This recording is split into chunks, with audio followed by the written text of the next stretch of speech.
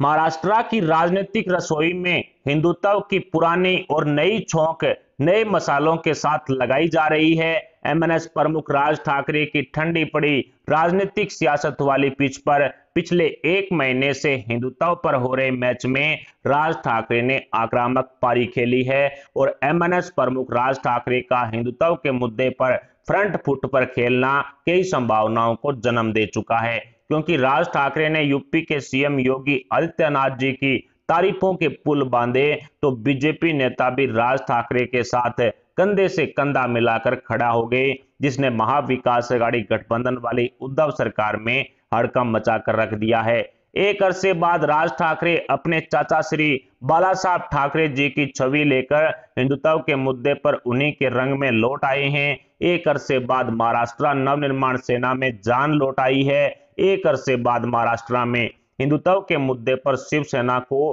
कड़ी चुनौती मिल रही है और ये सब संभव हो पाया है शिवसेना प्रमुख उद्धव ठाकरे द्वारा सत्ता की सीएम कुर्सी के लालच में एनसीपी सुप्रीमो शरद पवार और कांग्रेस आला कमान सोनिया गांधी के सामने घुटने टेकने के बाद। पिछले एक महीने से एमएनएस प्रमुख राज ठाकरे लाउड स्पीकर के मुद्दे पर हिंदुत्व का यज्ञ कर रहे हैं और इसकी अगली आहुति राज ठाकरे औरंगाबाद में देने जा रहे हैं। इसी के लिए राज ठाकरे हिंदू हृदय सम्राट बाला साहब ठाकरे जी की छवि लिए एक योद्धा के अंदाज में शनिवार को पुणे से निकल पड़े और 150 से ज्यादा पंडितों ने एमएनएस प्रमुख राज ठाकरे को आशीर्वाद दिया, जो औरंगाबाद में एमएनएस द्वारा दी जाने वाली आहुति में सफल होने की मनोकामना मानी जा रही है। और राज ठाकरे ने संभाजी नगर चलो नारे के साथ हिंदुत्व के यज्ञ में आहुति देने के लिए रवानगी ली। करीब 250 किलोमीटर का सफर करके एमएनएस प्रमुख राज ठाकरे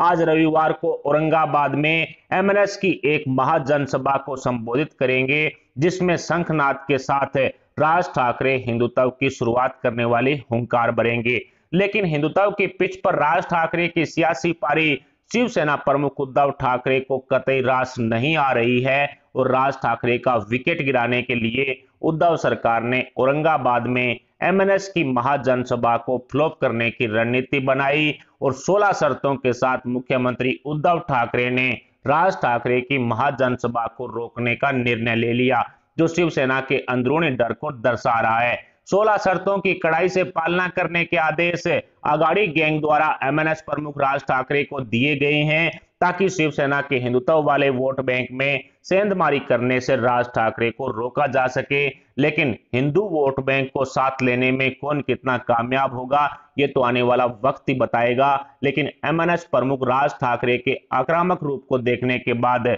शिवसेना प्रमुख उद्धव ठाकरे इतने तिलमिला गए हैं कि महाविकास अघाड़ी गठबंधन निर्माण के समय तय हुए मापदंडों से ऊपर उठकर बाबरी मस्जिद गिराने का मुद्दा उठाने लगे हैं। एमएनएस प्रमुख राज ठाकरे को जवाब देने के लिए मुख्यमंत्री उद्धव ठाकरे ने अघाड़ी गठबंधन के अनकहे समझौतों से ऊपर उठकर बाबरी मस्जिद गिराने के मुद्दे को जोर शोर से उछाला है और शिवसेना की एक अंदरूनी बैठक में उद्धव ठाकरे एमएनएस प्रमुख राज ठाकरे पर जमकर बरसे और कहा कि जब बाबरी मस्जिद गिराई गई तब राज ठाकरे कहां थे। दरअसल हिंदू हृदय सम्राट श्री बाला साहब ठाकरे जी अपने जीते बार बार यही दावा करते थे कि अगर किसी शिव सैनिक ने बाबरी मस्जिद गिराया है तो वो उन पर गर्व करते हैं। लेकिन अब वक्त बदल गया है, क्योंकि सत्ता की कुर्सी के लालच में शिवसेना प्रमुख उद्धव ठाकरे उन्हीं की विरोधी एनसीपी और कांग्रेस की गोद में जाकर बैठ गए हैं। लेकिन मजे की बात यह है कि उद्धव ठाकरे के बाबरी मस्जिद वाले सवाल का जवाब देने के लिए बीजेपी नेता आगे आ रहे हैं और बीजेपी विधायक नीतीश राणे ने ट्वीट करते हुए कहा कि जब बाबरी मस्जिद गिराई गई तब राज ठाकरे कहां थे ये तो नहीं पता, लेकिन ये जरूर पता है कि उद्धव ठाकरे उस वक्त चटाई पर बैठकर अपना कैमरा साफ कर रहे थे। दरअसल राज ठाकरे और बीजेपी नेताओं के बीच में बढ़ रही नजदीकियों से शिवसेना प्रमुख उद्धव ठाकरे परेशान हैं और बीजेपी एमएनएस के बीच में हुए गठबंधन का आधिकारिक ऐलान 14 जून को होने वाली खबरें भी सामने आ चुकी है, जो उद्धव की नींद उड़ा रही है, क्योंकि हिंदुत्व के मुद्दे पर भारतीय जनता पार्टी ने शिवसेना को रिप्लेस कर एमएनएस को मजबूत करने का बीड़ा उठा लिया है और राज ठाकरे इसमें कामयाब होते हुए भी साफ साफ दिखाई दे रहे हैं। इसलिए मैंने शुरू में कहा था कि ठाकरे बनाम ठाकरे के बीच में हो रहे हिंदुत्व के आश्रय वाले यज्ञ में बहुत सी संभावनाएं देखी जा रही है, बहुत सी संभावनाओं का जन्म हो चुका है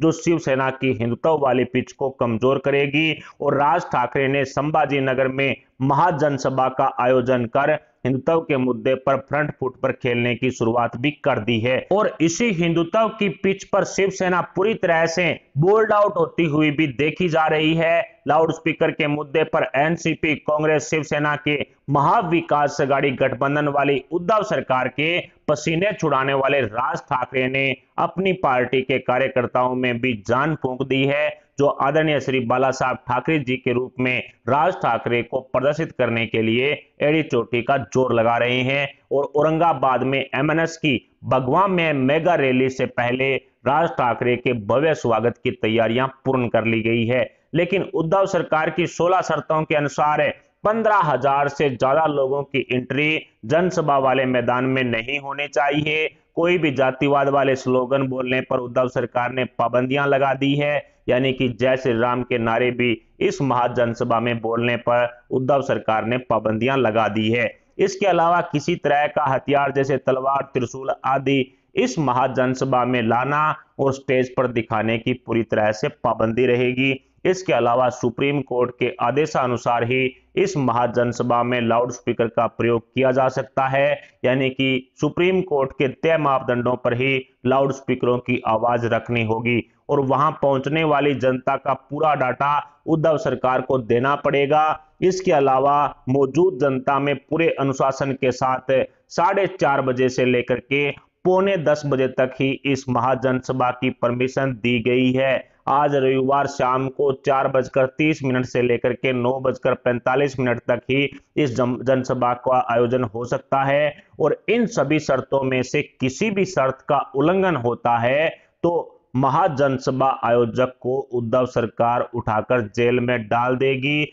और जनसभा आयोजकों पर इसके सारे आरोप है वो मढ़े जाएंगे। यानी कि एमएनएस प्रमुख राज ठाकरे को जेल में डालने की तैयारी उद्धव सरकार कर चुकी है, इसमें कोई शक नहीं है। जिस तरह से ये 16 शर्तें लगाई गई है उससे तो यही नजर आ रहा है कि उद्धव ठाकरे कहीं ना कहीं राज ठाकरे पर शिकंजा कसना चाहते हैं। लेकिन एमएनएस प्रमुख राज ठाकरे इस जनसभा का आयोजन किस अंदाज में करेंगे ये देखना काफी दिलचस्प होगा। और महाराष्ट्र ही नहीं बल्कि पूरा हिंदुस्तान ये नजारा देखने के लिए उत्सुक दिखाई पड़ रहा है। इस जनसभा में राज ठाकरे के संबोधन को सुनेगी और ये नजारा भी देखेगी कि किस तरह से राज ठाकरे ने हिंदुत्व के मुद्दे पर अपने पैर मजबूत कर लिए हैं। फिलहाल एमएनएस प्रमुख राज ठाकरे की औरंगाबाद जनसभा रैली पर आपके क्या विचार हैं और आप अपने विचार हमें कमेंट बॉक्स में जरूर बताएं। साथ ही वीडियो को लाइक करके हमारे चैनल को सब्सक्राइब जरूर कर लें, सब्सक्राइब के पास वाला बेल आइकन भी दबा लें। अभी के लिए इतना है, मिलते हैं अगली बड़ी अपडेट अगली न्यूज के साथ, तब तक के लिए जय हिंद, जय भारत।